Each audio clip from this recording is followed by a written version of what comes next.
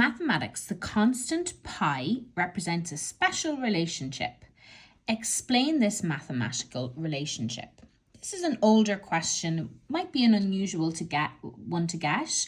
However, we are kind of shown it in the books and stuff, so I've pre-written it out so that we don't have to spend time on the video. Pi is the ratio of the circumference of the circle to its diameter.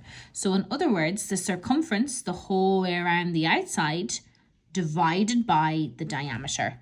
So it's the whole way around the outside of a circle divided by the diameter will give you pi.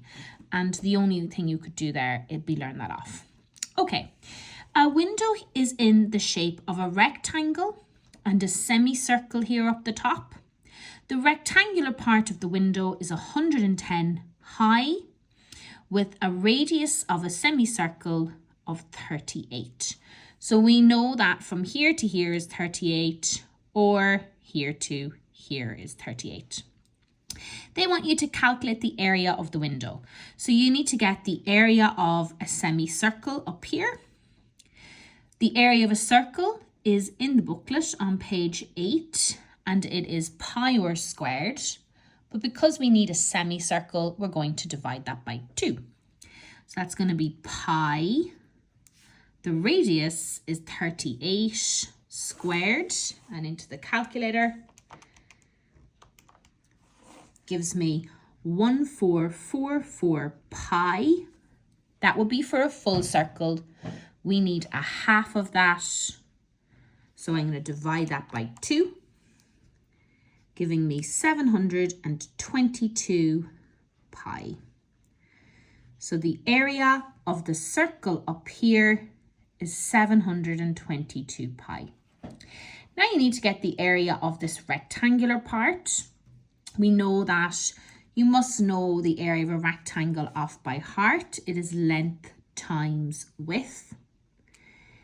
If from here to here is 38, then so is here to here and here to here. So what is the full width of that there? 38 times 2 is 76. 76 multiplied by 110 gives me 8,360 centimeters squared for the window. So we're obviously going to have to add them together. And they want it in the nearest centimeters squared, so we might just give him a little change there. So 722 pi, and hit your change button.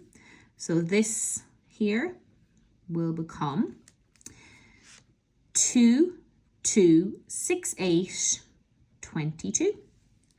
And let's add those two together there, giving me a total of 10,628.2, and to the nearest centimeter, the 0.2 is less than a 5, giving me 10,628 centimeters squared for the area of that window. So pretty straightforward, just little bits that we have to think about, and we're going to continue to move on here. A cone and a sphere have a radius of 3. The curved surface area of the cone equals the curved surface area of the sphere. Find the slant height of the cone. What I did was I wrote out both of the areas. And I know when I'm looking for a sphere, I only need the radius in order to solve it. So that's why I started with the area of a sphere. That's 4 pi 3 squared, giving me 36 pi centimeters squared. So that's him. Now we need the area of the cone here. We know the area of the cone is 36 pi. We know the radius is 3 and they want you to find L, the length, i.e. finding the unknown. So we're going to allow the formula equal 36 pi.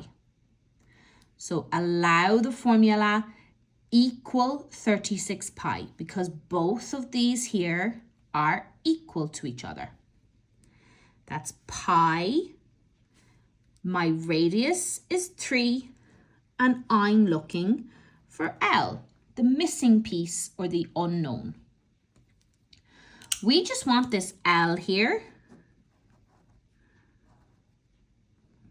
It's letters on one side, numbers to the other, everybody. So I'm going to carry this pi and the 3 over and divide by 3 pi. So into your calculator, giving me a 12.